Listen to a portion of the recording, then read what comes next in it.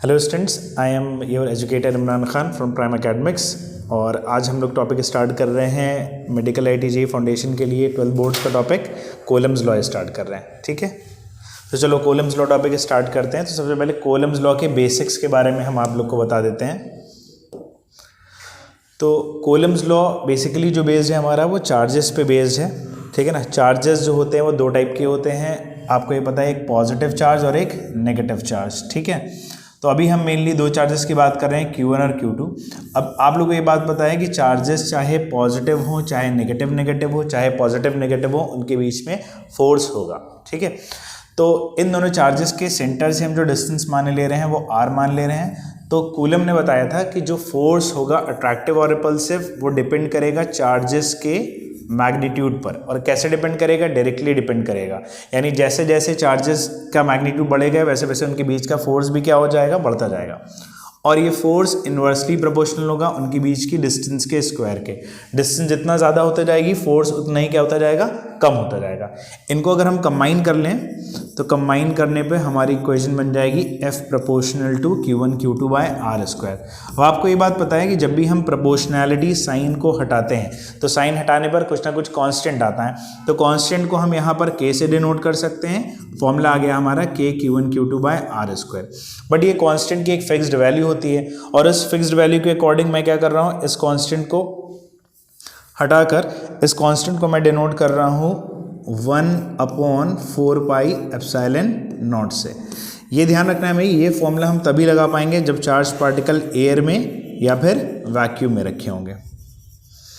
तो बस ये क्विक रिवीजन है कोलम्स लॉ का कि कोलम्स लॉ का फॉर्मूला क्या है। ये फॉर्मूला हम तब लगा पाएंगे जब चार्ज पार्टिकल रखे होंगे एयर या वैक्यूम में। और अगर हम जो है चार्ज पार्टिकल को किसी अदर मीडियम में लेकर जाते हैं, मान लो फॉर सपोज किसी अदर मीडियम में हम लेकर जा रहे हैं, तो फॉर्मूला हमारा चेंज हो जाएगा। तब फॉर्मूला हमारा लग जाएगा F is equals to 1/4 pi epsilon Q1 Q2 by R square लगेगा।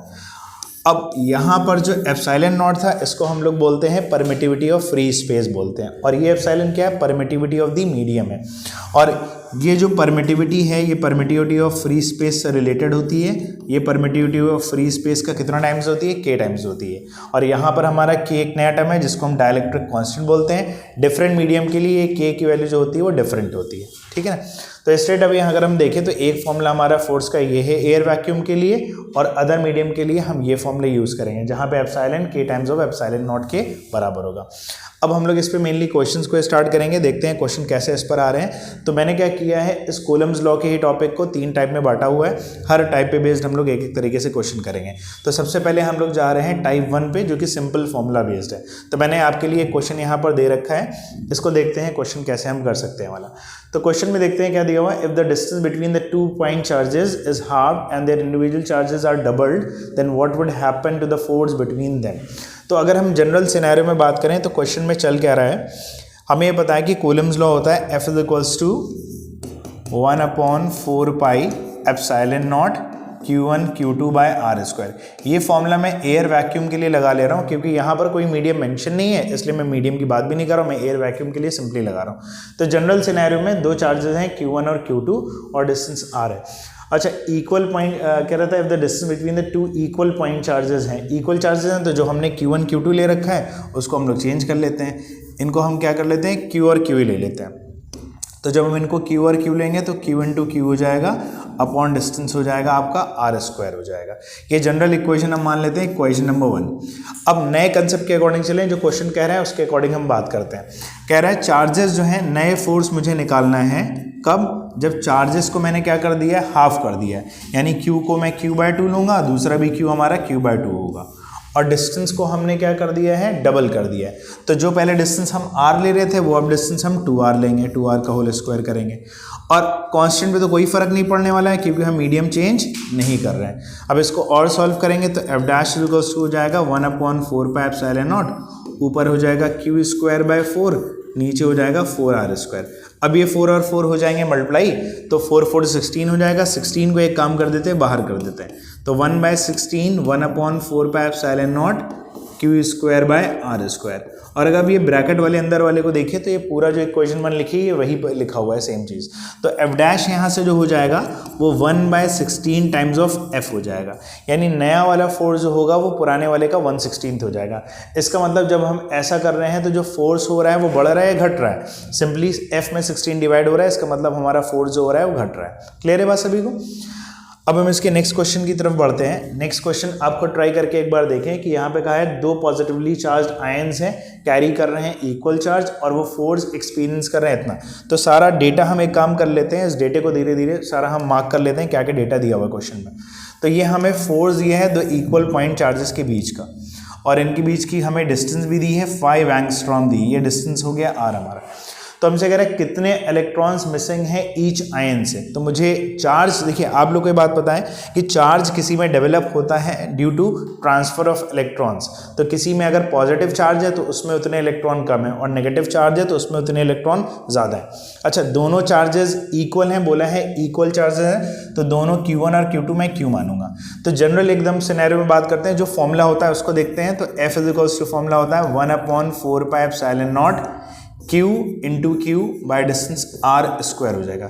वैल्यूज पुट कर देते हैं, ये हो गया 3.7 इंटू 10⁻⁹ 1/4πε0 की वैल्यू 9 इंटू 10⁻9 होती है। चार्जेस सेम है, क्यू स्क्वायर हो गया, रेडियस हमें दिए 5 एंगस्ट्रॉम, यानी 5 इंटू 10⁻⁻10 मीटर हो गया, और स्क्वायर दे रखा है, चले हम स्क्वायर भी कर लेते हैं। तो यहाँ से अगर हम क्यू स्क्वायर की वैल्यू निकालेंगे तो हो जाएगी 3.7 इंटू 10⁻⁹, 5 उधर जाके मल्टीप्लाई होगा, स्क्वायर होगा 25, 10⁻10 10⁻20 हो जाएगा, उधर जाकर मल्टीप्लाई हो जाएगा। 9 इंटू 10⁻9 इस तरफ मल्टीप्लाई में है तो इधर आकर डिवाइड हो जाना है, 9 इंटू 10⁻9 डिवाइड हो गया। अब अगर हम देखें तो यहाँ पर पावर लगी है 2, इस पावर 2 को हम उधर भेज देंगे तो क्या लग जाएगा, रूट लग जाएगा। तो इस पावर 2 को हम हटा देते हैं, ठीक है, तो उधर जाकर लग गया है स्क्वायर। तो इससे हमारा क्या हो जाएगा, चार्ज की एक पर्टिकुलर वैल्यू आ जाएगी और वो आंसर आ जाएगा हमारा कूलम में। इसको आप कैलकुलेटर से निकाल कर चेक कर सकते हो, वो वैल्यू कूलम में आ जाएगी। लेकिन देखिए अभी भी हम मिस कर रहे हैं, क्वेश्चन हमारा कह रहा है कि इसमें हमें निकालना है कितने इलेक्ट्रॉन्स मिसिंग हैं ईच आयन से, ठीक है ना। तो चार्ज जब आ जाएगा तो आपको बेसिक फॉर्मूला पता है, Q इक्वल टू N होता है। जो चार्ज आया वो आप यहाँ पे रख लेंगे, N की वैल्यू आपको निकालना है, इलेक्ट्रॉन का चार्ज होता है 1.6 इंटू 10⁻⁻19 कूलम, ठीक है। अगर आप इसमें कुछ मिस कर रहे हैं तो मुझे बताइएगा, फिर मैं उसको देख लूँगा। इस तरीके से आप डायरेक्टली N की वैल्यू क्या कर सकते हो, इवैल्यूएट कर सकते हो, ठीक है ना। ये बहुत बेसिक क्वेश्चन था, कुछ इसी से रिलेटेड क्वेश्चन हम और देखते हैं। आपको जहाँ भी थोड़ा सा लगे कि आपको चीज़ों को सोचना है तो आप वीडियो को पॉज कर सकते हो, आराम से चीज़ों को सोच सकते हो, ठीक है ना। तो बिना टाइम को वेस्ट करते हुए हम लोग आगे बढ़ते हैं नेक्स्ट क्वेश्चन की तरफ। नेक्स्ट क्वेश्चन इसी की सीरीज़ में, ये भी सिंपल फॉर्मूला बेस्ड है कि 4 पॉइंट चार्जेस हैं Q1, QA, QB, QC and QD। ये सब स्क्वायर के कॉर्नर्स पर रखे हैं, स्क्वायर के में साइड दी है। तो हमसे कह रहा है कि फोर्स निकालो 1 माइक्रोकूलम चार्ज पे जो कि सेंटर प्लेस्ड है। तो हम एक स्क्वायर बना लेते हैं। सबसे पहले तो ये एक स्क्वायर है जिसकी साइड दी है हमें 10 सेंटीमीटर। कॉर्नर्स हम लेट कर लेते हैं ABCD और सेंटर हम बना लेते हैं, ठीक है। तो यहाँ पर कुछ ऐसा हो रखा है, A वाले पॉइंट पर जो चार्ज रखा है वो +2 माइक्रोकूलम रखा हुआ है, B वाले पर चार्ज रखा है -5 माइक्रोकूलम, C पे चार्ज रखा हुआ है +2 माइक्रोकूलम और D पे चार्ज रखा हुआ है -5 माइक्रोकूलम। ये जो यहाँ पर सेंटर है, इस सेंटर पे इन्होंने चार्ज रखा हुआ है, कितना रखा है, 1 माइक्रोकूलम रखा हुआ। अब ये कह रहे हैं 1 माइक्रोकूलम कितना फोर्स एक्सपीरियंस करेगा, आपको वो निकालना है। अब देखो इसको करने के कई सारे तरीके हो सकते हैं। पहले तो आप क्या करोगे, ये AO पे कितना फोर्स एक्सर्ट कर रहा है उसका मैग्नीट्यूड निकालो, C कितना ऊपर फोर्स एक्सर्ट कर रहा है उसका मैग्नीट्यूड निकालो, सिमिलरली B, सिमिलरली D। आप सारे मैग्नीट्यूड्स निकालोगे, उसके बाद क्वेश्चन को सॉल्व करोगे। लेकिन हम क्वेश्चन को थोड़ा सा क्या करते हैं, सिंप्लीफाई करते हैं, ईजी करते हैं। अगर हम देखें तो जितना फोर्स AO पर एक्सर्ट करने वाला है उतना ही फोर्स C भी O पे एक्सर्ट करेगा। बिकॉज अब देखें तो दोनों चार्जेस सेम है हमारे और दोनों के बीच के डिस्टेंस भी सेम है। ठीक है। तो अगर हम फॉर्मूला लगाएंगे तो ये हो जाएगा 1/4πε0, चार्ज हो गया 2 माइक्रोकूलम, माइक्रोकूलम को हम कूलम में चेंज कर लेंगे विच इज 10⁻⁻6 से मल्टीप्लाई करके। दूसरा चार्ज है 1 माइक्रोकूलम, तो 1 × 10⁻⁻6 हो गया। और अगर इस डिस्टेंस की बात करें, ये 10 है, ये 10 है, तो ये हो जाएगी 10√2, तो हाफ हो जाएगा 5√2, तो 5√2 हो गया, बाय 100 करेंगे, मीटर में चेंज और होल स्क्वायर करेंगे, ठीक है।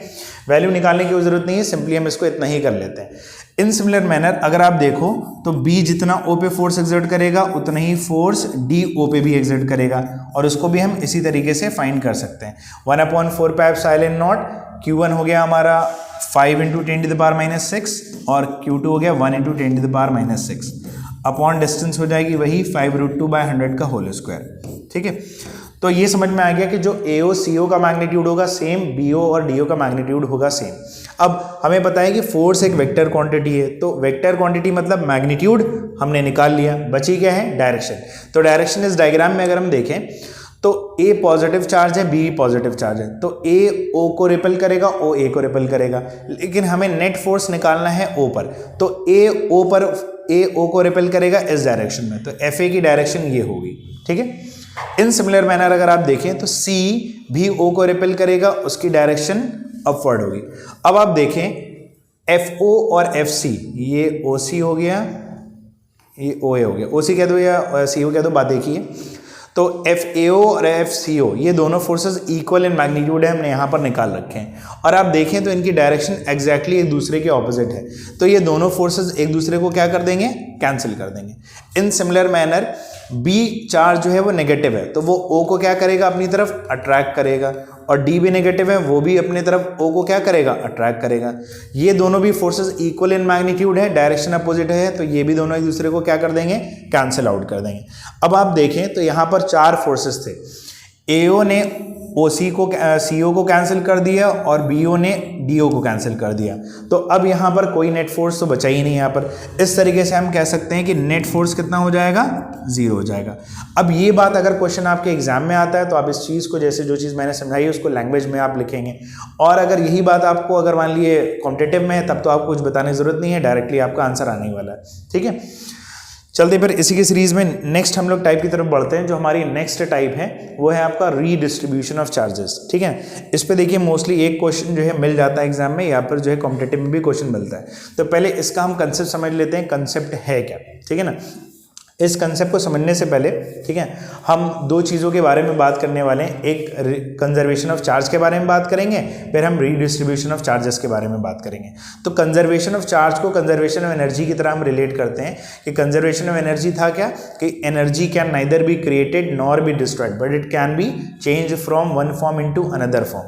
और इन सिमिलर मैनर में आप चार्ज को भी कह सकते हो कि charge can neither be created nor be destroyed but it can be transfer from one body to the other body. उसी मैनर में जो चीज़ मैं बोल रहा हूँ इसी को अगर हम देखिए एक समझ के देखें यहाँ पर, तो देखो मैं क्या कर रहा हूँ, 2 आइडेंटिकल स्फीयर्स ले रहा हूँ, या आप कह दो कि 2 आइडेंटिकल बॉडीज में ले रहा हूँ, ठीक है ना। एक पे चार्ज है +10 माइक्रोकूलम और एक पे चार्ज है +2 माइक्रोकूलम, ठीक है। दोनों आइडेंटिकल है, मतलब इनका शेप और साइज जो है वो सेम है। अब अगर हम इनको आपस में कनेक्ट करते हैं तो आपको ये पता होगा कि चार्ज जो होगा वो एक बॉडी से दूसरी बॉडी में ट्रांसफर होगा। पहली बॉडी को अगर हम A मान लें, दूसरी बॉडी को अगर हम B मान लें, तो अब आप मुझे बताइए कि चार्ज A से B जाएगा या B से A जाएगा। या देखने में मुझे समझ में आ रहा है कि चार्ज A पर क्या है, ज़्यादा है, तो चार्ज A से B में ट्रांसफर होगा, ठीक है ना। अब कई 2 चीज़ें यहाँ पर होती हैं कि चार्ज A से B में कब तक ट्रांसफर होगा। अगर बॉडीज आइडेंटिकल हैं तो चार्ज A से B में तब तक ट्रांसफर होगा जब तक दोनों पे चार्ज रीडिस्ट्रीब्यूशन के बाद सेम ना हो जाए। और यहीं अगर बॉडीज अनआइडेंटिकल होती तो अनआइडेंटिकल का मतलब एक का साइज बड़ा है, एक का साइज छोटा है, तो A से बॉडी B में तक चार्ज तब तक ट्रांसफर होता है जब तक दोनों का पोटेंशियल सेम ना हो जाता। तो ये 2 चीज़ें में ध्यान रखनी है। अगर बॉडी आइडेंटिकल है तो चार्ज A से B में तब तक ट्रांसफर होगा जब तक दोनों के चार्ज सेम ना हो जाए, और अगर अनआइडेंटिकल है तो चार्ज A से B में तब तक ट्रांसफर होगा जब तक पोटेंशियल दोनों पर सेम ना हो जाए। यही 2 चीज़ें याद रखनी है। अब मैंने बॉडीज आइडेंटिकल ले रखी हैं तो कंसेप्ट वही चलेगा कि चार्ज तब तक फ्लो करेगा जब तक दोनों पे चार्ज रीडिस्ट्रीब्यूशन के बाद सेम ना हो जाए। तो हम एक बहुत बेसिक क्या करते हैं, हिट एंड ट्रायल से करते हैं। जैसे इसके पास 10 चार्ज है और उसके पास 2 है, तो इधर से इधर एक एक हम ट्रांसफर करते हैं। तो इधर 9 हो गया, एक ट्रांसफर किया, इधर एक बढ़ गया 3 हो गया। अभी इक्वल हुआ है क्या? अभी इक्वल नहीं हुआ है। एक और कम करते हैं 8, एक उधर बढ़ाते हैं 4, अभी भी इक्वल नहीं हुआ। इधर एक और कम करते हैं 7, उधर एक और बढ़ाया 5, अभी भी इक्वल नहीं हुआ। इधर एक और कम करा, उधर एक और बढ़ाया, अब चार्ज क्या हो गया है? इक्वल हो गया है। यानी इसका मतलब अब फर्दर चार्ज का रिडिस्ट्रीब्यूशन नहीं होगा। तो एक बात आप अगर देखो तो यहाँ पे हमको ये समझ में आ रहा है कि अगर हम ये देखें कि इस पे चार्ज 10 है, इस पे चार्ज 2 है और दोनों बॉडीज आइडेंटिकल है, तो आप सिंपली क्या करो, एवरेज निकाल लो। 10 + 2 कितना हो गया? 12, और 12 को 2 से डिवाइड कर दो क्योंकि इक्वली ट्रांसफर होना है। तो 12 को जब 2 से डिवाइड किया तो आगे 6 और 6 आ गया। तो इस तरीके से चार्ज क्या होता है? रीडिस्ट्रीब्यूट होता है। ठीक है, तो इसको अगर आप कहोगे एक फॉर्मूला बनाने को, तो मैं इस पे कहूँ चार्ज Q1 है, इस पे चार्ज Q2 है और बॉडीज आइडेंटिकल हैं, तो चार्जेस आफ्टर रीडिस्ट्रीब्यूशन क्या होंगे? चार्जेस आफ्टर रीडिस्ट्रीब्यूशन, अगर बॉडीज आइडेंटिकल है तो चार्जेस आफ्टर रीडिस्ट्रीब्यूशन, सिंपल सा फंडा रहेगा, आपका फॉर्मूला आ जाएगा Q1 + Q2/2, ये फॉर्मूला आपका होल्ड कर जाएगा। ठीक है ना। लेकिन फिर मैं बात कर रहा हूँ, बार बार कह रहा हूँ कि ये फॉर्मूला आप तभी लगा सकते हो जब बॉडीज कैसी हैं? आइडेंटिकल है। अगर अनआइडेंटिकल है तो पोटेंशियल वाला कंसेप्ट चलेगा, उसको भी मैं अभी आपको बताऊंगा थोड़ी देर में। ठीक है, यहाँ तक आपको समझ में आ गया होगा। अब रीडिस्ट्रीब्यूशन चार्ज को वापस कंजर्वेशन से अगर रिलेट करें तो मैं बार बार यही कह रहा था कि चार्ज को आप क्रिएट नहीं करते हो। मैंने यहाँ पर 2 माइक्रो कूलम से बाद में इस पर 6 बनाया है, लेकिन मैंने इस पर क्रिएट नहीं किया है। ठीक है ना, मैंने ए से उठाकर बी को दिया है। अब इस पे 10 था, बचा 6, मैंने इसका डिस्ट्रॉय नहीं किया, मैंने ए से उठाकर बी में दिया। तो मैंने ना ही चार्ज क्रिएट किया, ना ही मैंने चार्ज डिस्ट्रॉय किया, बस मैंने उसको एक बॉडी से दूसरी बॉडी में क्या कर दिया है? ट्रांसफर कर दिया। ठीक है ना। अब ये तो रीडिस्ट्रीब्यूशन का तब हमारा तरीका चलेगा जब बॉडीज कैसी हैं? आइडेंटिकल है। अब अगर अनआइडेंटिकल होती हैं तो एक और कंजर्वेशन बहुत सिंपली हो। ठीक है, तो अब रीडिस्ट्रीब्यूशन ऑफ चार्जेस के बारे में आपको बता रहा था। तो रीडिस्ट्रीब्यूशन ऑफ चार्जेस का एक दूसरा कंसेप्ट और पढ़ लेते हैं। देखिए, पहला कंसेप्ट तो हमने ये पढ़ा कि अगर बॉडीज आइडेंटिकल हैं तो चार्ज कैसे डिस्ट्रीब्यूट होता है? इक्वली डिस्ट्रीब्यूट हो जाएगा। लेकिन अगर बॉडीज अनआइडेंटिकल हैं तो क्या कंजर्वेशन चलेगा? तो देखो, कंजर्वेशन ऑफ चार्ज को हमने पहला तो कंसेप्ट बताया है कि charge can neither be created nor be destroyed, but it can be transfer from one body to the other. लेकिन अगर यहाँ पर हम देखें तो चार्ज को हम एक तरीके से और कह सकते हैं कि टोटल चार्ज क्या रहता है? हमेशा कंजर्व रहता है। तो टोटल चार्ज अगर कंजर्व्ड है तो उसके अकॉर्डिंग हम समझें तो देखो, जैसे ये एक आइसोलेटेड स्फीयर है, ठीक है ना, और इसके अंदर मैंने 3 बॉडीज ले रखी हैं, ए, बी और सी ले रखी हैं। अच्छा, तीनों बॉडीज जो हैं वो अनआइडेंटिकल है। मैंने शेप भी इस तरीके से बनाने की कोशिश करी है कि आपको अनआइडेंटिकल लग रहा होगा। मान लेते हैं ए बॉडी पर चार्ज पहले, ठीक है ना, 4 कूलम था, बी बॉडी पे चार्ज 3 कूलम था और सी पे चार्ज -1 कूलम था। ठीक है ना। कुछ देर बाद क्या होता है कि इन तीनों में चार्ज का रिडिस्ट्रीब्यूशन होता है। तो ए पे चार्ज बचा 1 कूलम, बी पे चार्ज बचा 2 कूलम। तो मेरा क्वेश्चन ये है कि सी पर चार्ज कितना होगा, आपको ये निकालना है। ए पर चार्ज 1 बचा है, बी पे चार्ज 2 बचा है, तो सी पे चार्ज कितना होगा, आपको ये निकालना है। ठीक है ना। सोच लेते हैं, फिर हम लोग इसको करते हैं। देखो, मैंने कहा कि टोटल चार्ज हमेशा कंजर्व रहता है। टोटल चार्ज कंजर्व रहने का मतलब क्या है? टोटल चार्ज बिफोर रीडिस्ट्रीब्यूशन और टोटल चार्ज आफ्टर रीडिस्ट्रीब्यूशन, ये कंजर्व रहेगा। क्यों कंजर्व रहेगा? क्योंकि हम चार्ज को ना ही क्रिएट करते हैं और ना ही हम चार्ज को डिस्ट्रॉय करते हैं। तो टोटल चार्ज देखें, ए पर है 4, बी पर है 3 और सी पर है -1, ये बिफोर रीडिस्ट्रीब्यूशन है। आफ्टर तो हम ये देख रहे थे कि टोटल चार्ज जो था ए पर कितना, ए पर 4 था, बी पर 3 था और सी पर -1 था। ये रीडिस्ट्रीब्यूशन होने से पहले था। और रीडिस्ट्रीब्यूशन के बाद ए पे चार्ज है 1, बी पे चार्ज है 2, सी पर हमें निकालना है, लेट हम मान लेते हैं x है यहाँ पर चार्ज। ठीक है, तो अगर इसको सॉल्व करेंगे तो 4 और 3 7 हो गया, 7 में से 1 गए, 6 बचे, उधर 3 + x हो गया। तो यहाँ से x की वैल्यू जो हो जाएगी वो 3 कूलम हो जाएगी। ठीक है, तो अगर बॉडी आइडेंटिकल है तो आप चार्ज का वही कंसेप्ट लगाओगे कि Q1 + Q2/2 रीडिस्ट्रीब्यूशन के बाद। अगर बॉडीज अनआइडेंटिकल हैं तो हम क्या करते हैं? टोटल चार्ज को कंजर्व रखते हैं, उसके अकॉर्डिंग क्वेश्चन को सॉल्व करते हैं। ये क्लियर होगा। अब इसी पे बेस्ड जो है मैंने कुछ क्वेश्चंस को अलग अलग टाइप में बांटा हुआ है, उन क्वेश्चंस को हम देख लेते हैं। ठीक है ना। तो इस टॉपिक 2 का पहला क्वेश्चन मैंने दे रखा है, सिंपल क्वेश्चन है। इस क्वेश्चन को एक बार हम लोग करके देखते हैं क्या कह रहा है क्वेश्चन। आप सभी लोग क्वेश्चन को जल्दी से रीड कर लें। तो क्वेश्चन कह रहा है दो आइडेंटिकल स्फीयर हैं जिसमें एक पे चार्ज q है और दूसरे वाले पे चार्ज 3q है और इनके बीच की डिस्टेंस क्या है d है और फोर्स एक्सपीरियंस कर रहे हैं 10 न्यूटन। तो पहले जो क्वेश्चन में डेटा दिया हुआ है उस क्वेश्चन के डेटा को हम लिख लेते हैं। जनरल फिर वही बात करेंगे, फोर्स का formula 1/4πε0 q1 q2 by r square. तो क्वेश्चन कह रहा है फोर्स एक्सपीरियंस कर रहे हैं 10 न्यूटन, कांस्टेंट 1/4πε0, पहले पे चार्ज q दूसरे पे चार्ज 3q और डिस्टेंस कितनी है दोनों के बीच की हमने बोली है, डिस्टेंस हमने d बता रखी है तो d स्क्वायर हो गया। तो यहाँ से सॉल्व करेंगे तो 10 बराबर हो जाएगा 1/4πε0 3q square by D square. ये हमारा क्वेश्चन का पहला स्टेटमेंट बोल रहा है, इसको मैंने एक इक्वेशन के फॉर्म में बनाकर रख लिया है, ठीक है ना। आगे चलते हैं, कह रहा है फिर after touching them mutually they are again separated at the same distance, ठीक है ना। तो नया फोर्स बचाना। अब इस क्वेश्चन पे अगर ध्यान दो, सबसे बड़ा कीवर्ड यहाँ पे लिखा हुआ है कि जो स्फीयर्स हैं वो आइडेंटिकल है। अगर आइडेंटिकल है और उनको हम आपस में टच कराते हैं तो चार्ज का रीडिस्ट्रीब्यूशन होता है। और मैंने बताया था अगर आइडेंटिकल है तो चार्ज कैसे रीडिस्ट्रीब्यूट होता है, दोनों का चार्ज सम करेंगे डिवाइडेड बाय 2 करेंगे। तो अगर हम q और 3q को ऐड करें तो q प्लस 3q और फिर एवरेज निकालेंगे डिवाइड बाय 2, तो चार्जेस आफ्टर रीडिस्ट्रीब्यूशन दोनों पे इतने होंगे। यानी आफ्टर रीडिस्ट्रीब्यूशन q1 को q1 डैश मान लेते हैं, q2 को q2 डैश मान लेते हैं, उन पे चार्ज इतना हो जाएगा विच इज़ 4q बाई 2, मतलब बचेगा 2q हो जाएगा। यानी दोनों पे पहले चार्ज जो था वो q था, दूसरे पे 3q था, लेकिन अब चार्जेस दोनों पे कितने हो जाएंगे, 2q और 2q हो जाएगा। तो नया फोर्स निकाल लेते हैं f dash, formula 1/4πε0 q1 dash q2 dash by distance d है। चलो वैल्यू पुट कर लेते हैं। 1/4πε0 को 1/4πε0 लिखा, q1 हो गया 2q, q2 हो गया 2q, बाय डिस्टेंस हो गया d स्क्वायर। सॉल्व करेंगे तो आ जाएगा 1/4πε0 4q square bye d square. इसको मान लेते हैं इक्वेशन नंबर 2, ठीक है ना। अब इन दोनों से फोर्स की वैल्यू निकालने के लिए मैं सिंपली क्या कर ले रहा हूँ, इक्वेशन नंबर 2 डिवाइडेड बाय 1 कर ले रहा हूँ।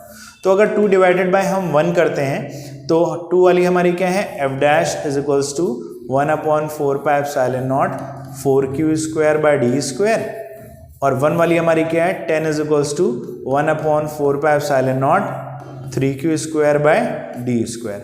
आप देखेंगे डी स्क्वायर कैंसिल हो रहा है, क्यू स्क्वायर कैंसिल हो रहा है, 1/4πε0 कैंसिल हो रहा है। तो f dash upon 10 is equals to आ रहा है 4/3, यानी f डैश हमारा कितना हो गया, 40/3 न्यूटन हो गया, ठीक है। और अगर आप इस चीज़ को ऐसे भी कह सकते हैं कि पहला चार्ज q और दूसरा चार्ज 3q था, तो दोनों चार्जेस सेम नेचर के थे, तो पहले भी रिपल्सिव नेचर का होगा और बाद में भी चार्ज क्या है, 2q है, तो इसलिए अभी भी नेचर कैसा रहा उसका, रिपल्सिव ही रहा, ठीक है। तो इस तरीके से ये क्वेश्चन है। इसी क्वेश्चन में एक और क्वेश्चन की तरफ हम बढ़ते हैं। आप स्क्रीन पॉज कर लेना और इस क्वेश्चन का स्क्रीनशॉट ले लेना, इसको दोबारा ट्राई करके देखना। अब नेक्स्ट हमारे पास जो क्वेश्चन दिया है वो आप पढ़ लें जल्दी से।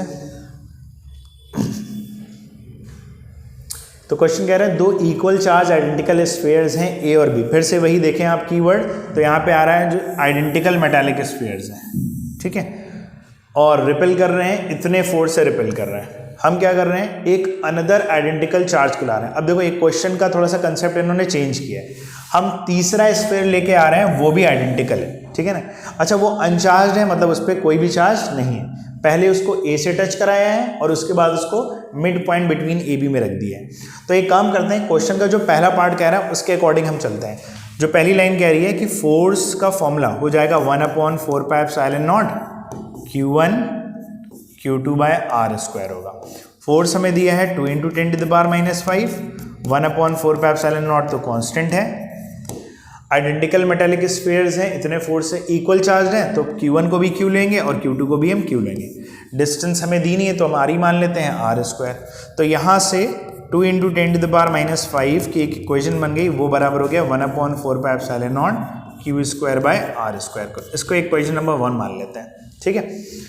अब ये कह रहा है C जो है अनचार्ज है, मतलब C पे जो चार्ज है वो 0 है, ठीक है। अब C को हम A से टच करा रहे हैं, A पे चार्ज Q है, तो जब हम C को A से टच कराएंगे तो चार्ज का क्या होगा, रीडिस्ट्रीब्यूशन। और रीडिस्ट्रीब्यूशन के बाद मैंने बताया था चार्ज क्या हो जाएगा, दोनों का सम डिवाइडेड बाय 2। तो Q + 0 बाय 2, यानी चार्ज कितना हो जाएगा Q बाय 2। और अब इसको रख दिया है C को हमने मिड पॉइंट पे। तो अगर हम इसको डायग्राम बना लें तो ये AB हमारे थे जिनके बीच की डिस्टेंस R हमने मानी थी, ठीक है ना। C को बीच में रखा है, C पे चार्ज Q बाय 2 हो गया, A पे भी चार्ज Q बाय 2 हो गया, लेकिन B से तो टच कराया नहीं है तो B पे चार्ज क्या रहेगा, सेम रहेगा। अब हमें इस C पर नेट फोर्स निकालना है। अब अगर आप यहाँ पे डायरेक्शन के बारे में बात करोगे तो आप कह सकते हो कि जो A वाला है वो C को रिपेल करेगा बाहर की तरफ, तो FC इधर लगेगा। B भी C को रिपेल करेगा तो FB किधर लगेगा, इस तरफ लगेगा। तो ये FC और FB की डायरेक्शन हो गई। लेकिन आप एक चीज़ और नोटिस कर लें कि FC और FB एक दूसरे के ऑपोजिट है, तो नेट फोर्स निकालने के लिए हम माइनस करने वाले हैं। तो पहले FB FC की वैल्यू निकाल लेते हैं। तो अगर हम FB और FC ना कहें, इसको हम कह देते हैं FA क्योंकि AC पर फोर्स लगा रहा है, और इसको हम कह देते हैं FB क्योंकि B फोर्स लगा रहा है A पर। तो चलते हैं नेट फोर्स निकालते हैं, ठीक है। नेट फोर्स निकालने के लिए मुझे दोनों फोर्सेस को माइनस करना पड़ेगा, तो पहले FA और FB हम निकाल लेते हैं। FA के लिए 1/4πε0 चार्ज हो गया Q by 2 into Q by 2, Q square by 4, और डिस्टेंस तो हाफ बचेगी तो R बाय 2 का होल स्क्वायर, तो R स्क्वायर बाय 4 हो जाएगा। देख रहे हैं 4 से 4 कैंसिल हो जाएगा। अब जो बच रहा है वो है 1/4πε0 Q square bye R square, जो कि इक्वेशन 1 से उसकी वैल्यू मुझे पता है 2 × 10⁻⁵ है। इसको यहाँ पे रख देते हैं, तो 2 × 10⁻⁵ न्यूटन, ठीक है।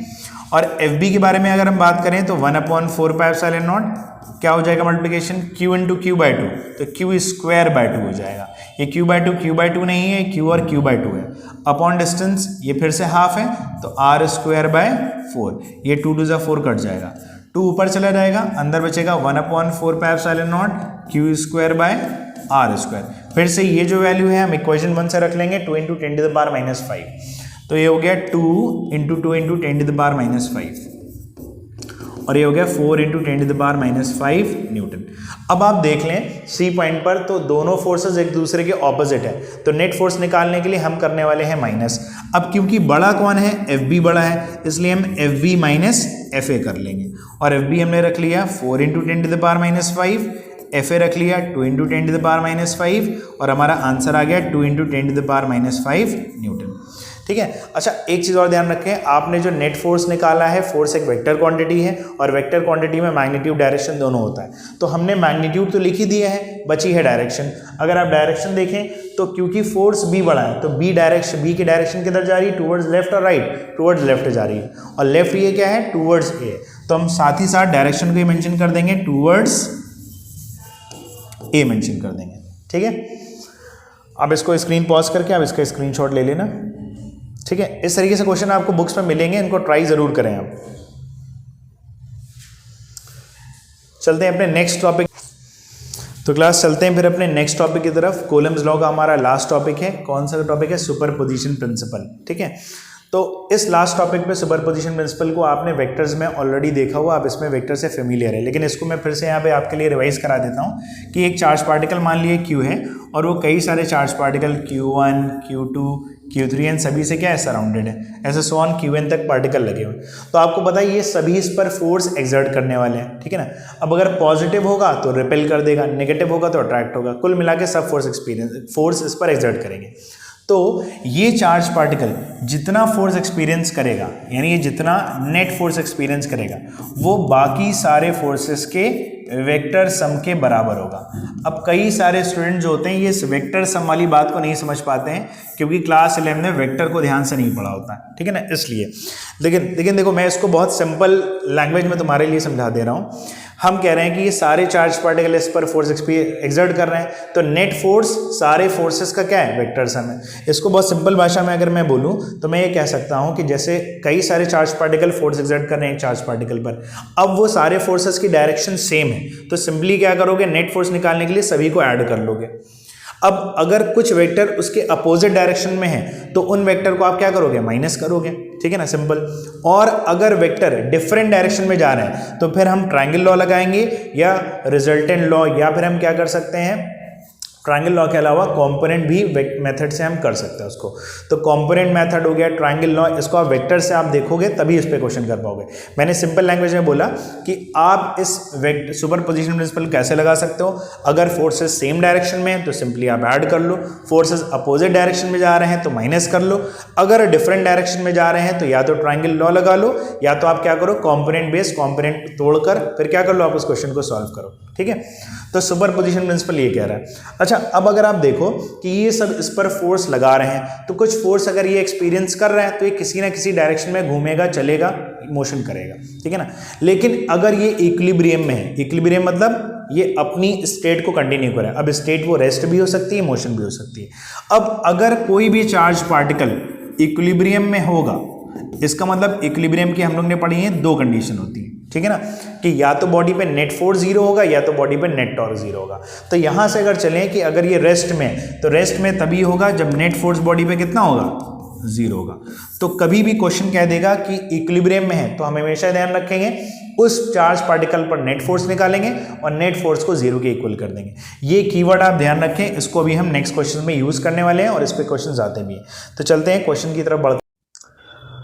तो फिर अभी हम लोग ने आर्टिकल पढ़ लिया है सुपरपोजिशन प्रिंसिपल। अब इस सुपरपोजिशन प्रिंसिपल पे हम लोग क्वेश्चन करते हैं। क्वेश्चन मैंने आपके सामने दिया हुआ है कि दो चार्जेस हैं +4e और e के सेपरेटेड है a डिस्टेंस। कह रहे तीसरे चार्ज पार्टिकल को हम कहाँ पे रखें कि वो इक्विलिब्रियम में आ जाए। ठीक है ना, तो जो हमारे पास क्वेश्चन दिया उसका मैं पहले एक flow chart, basic flow chart बना लेता हूँ। ठीक है,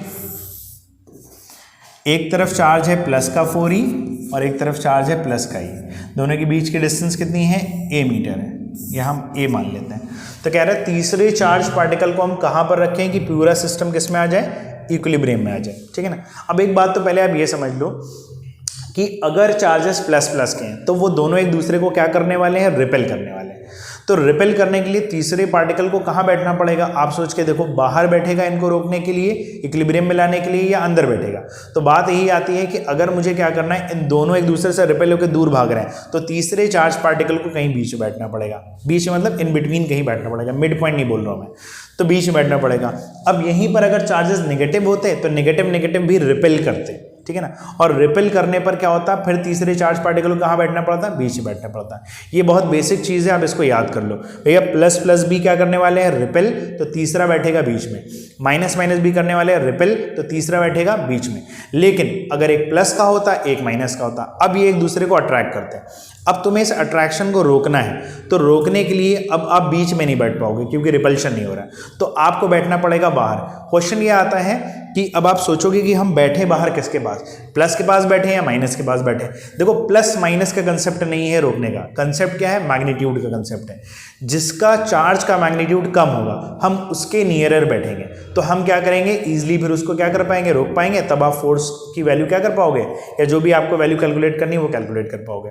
तो मैंने कहा प्लस प्लस है तो भी बीच में बैठ जाओ, माइनस माइनस है तो भी बीच में थर्ड पार्टिकल को रख दो। लेकिन अगर एक प्लस है एक माइनस है तो हम बाहर बैठेंगे और उसके पास बैठेंगे जिसका मैग्नीट्यूड कम हो, प्लस माइनस साइन पर नहीं जाएंगे। जैसे मैं कह रहा हूँ एक चार्ज है +10 कूलम का और एक चार्ज है -20, तो हम बैठेंगे अभी 10 के पास। ठीक है ना, क्योंकि 10 वाला कम है। लेकिन अगर एक होता -10 और एक होता +20 तो हम अभी भी किसके पास बैठेंगे, 10 के पास ही बैठेंगे, क्योंकि 10 का मैग्नीट्यूड जो है वो क्या है, कम। ठीक है, चलो वापस फिर अपने क्वेश्चन पे आ जाते हैं। क्वेश्चन कह रहा है कि दो चार्ज है +4e और +e, तो तीसरा पार्टिकल आपको पता है कहाँ बैठाना पड़ेगा, कहीं इन बिटवीन। तो मान लेते हैं तीसरा पार्टिकल यहाँ पर बैठता है और उसका मैग्नीट्यूड मैं माने ले रहा हूँ स्मॉल q। ठीक है, अब +4e से मैंने डिस्टेंस x मान ली है, तो +e से डिस्टेंस कितना बचेगी, a - x बचेगी। मुझे इसी x की वैल्यू को एवेल्युएट करना है। अच्छा, मैं जो x डिस्टेंस निकालूंगा वो 4e से निकालूंगा। अब हो सकता है कि MCQs में वो आंसर e से दे रहा हूं, तो आप अपने तरीके से इस चीज़ को समझ लेना। ठीक है ना, अब आप देखो तो क्वेश्चन में बोल रहा है कि जो तीसरे चार्ज पार्टिकल कहाँ पे रखिए कि वो इक्विलिब्रियम में आ जाए। अच्छा, पूरा सिस्टम इक्विलिब्रियम में नहीं है, तीसरे चार्ज पार्टिकल को जहां पर हम रखे रहे होंगे वो इक्विलिब्रियम में है। अच्छा, अगर ये इक्विलिब्रियम में है इसका मतलब इस पे ही तो नेट फोर्स हमारा कितना है, 0 है। ये क्वेश्चन कह रहा है। तो देखते हैं ये फोर्स एक्सपीरियंस करेगा किसका किसका। तो अगर ये पॉइंट A माने, ये पॉइंट B माने, तो A प्लस का है और मैंने ये तीसरा चार्ज पार्टिकल भी प्लस का माना, तो A Q को रिपेल करेगा, A वाला फोर्स कहाँ लगेगा, बाहर। B भी क्यू को रिपेल करेगा, उसका भी फोर्स कहाँ लगेगा, बाहर की तरफ, उसके ऑपोजिट। अब अगर इस पे नेट फोर्स आप देखोगे तो या तो आप F A minus F B बोलोगे या तो F B minus F A बोलोगे, ठीक है ना। तो नेट फोर्स दोनों को माइनस करके आने वाला है, लेकिन क्वेश्चन में बोला है नेट फोर्स जीरो है, तो नेट फोर्स जीरो तभी हो सकता है जब एफ ए और एफ बी आपस में क्या होंगे, बराबर, ठीक है ना। तो हम कह रहे हैं कि नेट फोर्स क्वेश्चन में कह रहे हैं कि जीरो है, और नेट फोर्स यहाँ पे आप चाहे F A minus F B लिखो चाहे F B minus F A लिखो, अल्टीमेटली एफ ए बराबर एफ बी को आ ही जाना है, ठीक है ना। तो चलते हैं वैल्यू पुट करते हैं। एफ ए अगर देखें तो इन दोनों के बीच का फोर्स है, तो वो हो जाएगा 1/4 पाई एप्सिलॉन नॉट 4e और q डिस्टेंस हो गया x square, 1/4 pi epsilon naught F B का e और q by distance a minus X का होल स्क्वायर। सॉल्व करेंगे 1/4 पाई एप्सिलॉन नॉट कैंसिल हो जाएगा, q से q कट जाएगा, e से e कट जाएगा, तो ये आ गया 4/x square is equal to 1/a minus X का होल स्क्वायर। अब देखें यहाँ पर कैलकुलेशन में भी लोग काफ़ी गलती कर देते हैं। वो क्या करते हैं, इस इक्वेशन को सॉल्व करने के लिए वो इस स्क्वायर को खोलते हैं, फिर क्वाड्रेटिक इक्वेशन बनती है, जिससे सॉल्व करना बहुत टिपिकल हो जाता है, आंसर तब भी आएगा आपका। लेकिन मैं कह रहा हूँ कि जब आपके पास शॉर्टकट है, कैलकुलेशन आपको पता है, तो आप ज़रूर शॉर्टकट लो। मैं यहाँ पर क्या कर रहा हूँ, इसको सॉल्व करने के लिए मैं परफेक्ट स्क्वायर ले रहा हूँ, मतलब दोनों तरफ रूट ले रहा हूँ। अब 4 का रूट हो जाएगा 2 और एक्स स्क्वायर का रूट हो जाएगा x, उधर 1 का रूट तो 1 चलेगा, और a माइनस एक्स के होल स्क्वायर का रूट हो जाएगा a माइनस एक्स। कर देते हैं क्रॉस मल्टीप्लाई, तो 2a minus 2x is equal to x आ गया, तो 2a is equal to 3x हो गया, तो x की वैल्यू हमारी क्या आ जाएगी, 2/3 आ जाएगी।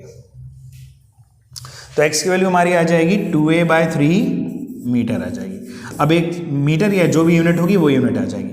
अब एक बार फिर से देख लें, मैंने जो चार्ज Q निकाला है कहाँ पे इक्विलिब्रियम पे होगा, 2a/3 मीटर पे होगा, लेकिन किससे, 4e से। अब यहीं अगर बोर्ड में कहता है या किसी कॉम्पिटिटिव एग्जाम में कहता है कि बताओ e से डिस्टेंस कितनी होगी, तो हम a में 2a/3 को माइनस कर दें तो हमारा वो आंसर आ जाएगा, तो सिंपली a/3 आ जाएगा। तो आंसर को दो तरीके से, इस तरीके से रिपोर्ट किया जा सकता है। आई होप आपको ये क्वेश्चन समझ में आया होगा, आप स्क्रीनशॉट ले लेना। अपने इसी सीरीज में नेक्स्ट क्वेश्चन की तरफ बढ़ते हैं। तो देखें आप, क्वेश्चन यहाँ पे दिया 4 चार्जेस हैं जिनका मैग्नीट्यूड Q है और ये स्क्वायर के कॉर्नर्स पे रखे हैं, तो हमें net force on any corner निकालना है, ठीक है। करके देखते हैं क्या कह रहा है क्वेश्चन। ये